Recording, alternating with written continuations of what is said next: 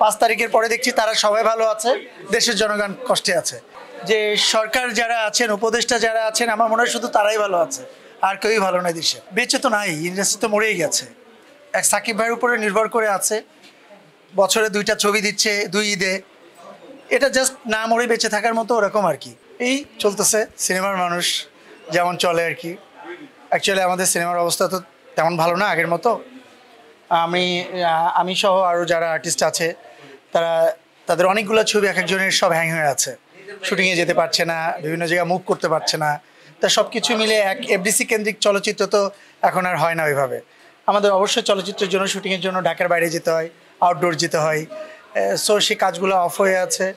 আমি এবং আমার আরও অনেক আর্টিস্ট যারা, তাদের সবারই একটাই আবদার যে কতক্ষণে আবার সুন্দরভাবে চলচ্চিত্রের মানুষ সুন্দরভাবে কাজ করতে পারবে, এটার উপরে আছে। না অ্যাকচুয়ালি আমরা এখন যে পরিবেশ পরিস্থিতি আপনারা দেখছেন, দেশের কোনো কিছুই ভালো না।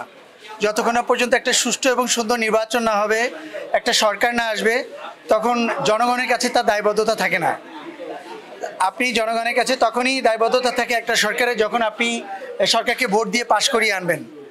সেক্ষেত্রে আপনি কথা বলতে পারবেন। সেইখানে আমি না শুধু, বাংলাদেশের প্রতিটা সেক্টরই একই অবস্থা। দেখেন, হাতে গোনা কয়েকজন মানুষ ছাড়া আমি জানি না তারা কীভাবে ভালো আছে।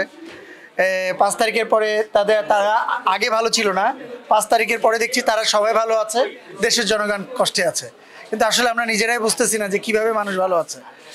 আমার কথা হচ্ছে যে আমি কোনো দলের পক্ষপাতিত্ব করি না কখনোই। আমি একজন মানুষ, আমি খেটে খাওয়া মানুষ।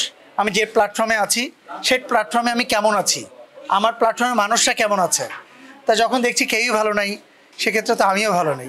উত্তরণের চেষ্টা বা সমাধানে আমরা সবাই মিলে চেষ্টা করছি, বাট আমার মনে হয় না যে অন্তর্বর্তীকালীন সরকার থাকাকালীন আর কোনো সমস্যার সমাধান হবে বলে মনে করছি না। কারণ সবাই যার যার চিন্তায় সেই আছে, সবাই যার যার ইয়ানফসি করতেছে।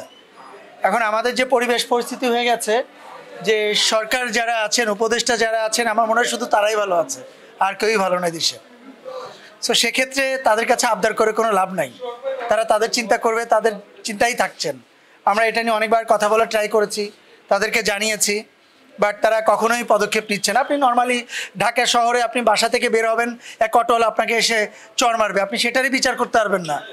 আপনি কিছুই না, আপনি নর্মালি যে কোনো একজন উপদেষ্টাকে রোডে নামতে বলেন, নেমে একটা নর্মাল পিপুলের সাথে বা সেম জাস্ট অটোওয়ালার সাথে কথা কাটাকাটি করতে বলেন, সেও তাকে ধরে মারবে। ভিতরে ভয়ভীতি কারণ নাই। একজন মানুষ, আমি যে আইন শৃঙ্খলা বাহিনী আমার সামনে আছে, বা আমাকে যে পরবর্তীতে বিচারের আওতায় আনতে হতে পারে, বা আমি যে বিচারের আওতায় আসতে হইতে পারি, এ ভয়ভীতি কারোর ভিতরে নাই। যে যার মতো করে যে সব কিছু চালাচ্ছে, সব কিছু চলতেছে। তো সেক্ষেত্রে আপনি চাইলেও তো আপনার মতো করে সব কিছু সম্ভব না। বেঁচে তো নাই, ইন্ডাস্ট্রি তো মরেই গেছে। এক সাকিব ভাইয়ের উপরে নির্ভর করে আছে, বছরে 2টা ছবি দিচ্ছে 2 ঈদে। এটা জাস্ট না মরে বেঁচে থাকার মতো ওরকম আর কি। আমাদের অনেক ছবি সেন্সর হয়ে আছে, কিন্তু ছবি রিলিজ করতে পারতেছে না। হলের পরিবেশ ভালো না, কেউ শুটিংয়ে যাইতে পারতেছে না, কেউ কোনো প্রোগ্রামে যেতে পারতেছে না। প্রোগ্রামে গেলে সে প্রোগ্রামে সাউন্ড বক্স ভেঙে ফেলতেছে, এটা ভেঙে ফেলতেছে, মব সৃষ্টি করতেছে। ভাই, একটা না একটা প্রোগ্রাম ক্রিয়েট হচ্ছেই তো। আমি না, এমন না যে শুধু আমার চলচ্চিত্র ইন্ডাস্ট্রি ভালো আছে, আপনার নাটকের সেম কন্ডিশন, আপনার সিঙ্গার মানে গানের ইন্ডাস্ট্রিটাও সেম কন্ডিশন। কেউ পাচ্ছে না তো তার মতো করে স্বাধীন জীবিকা অর্জন করার জন্য।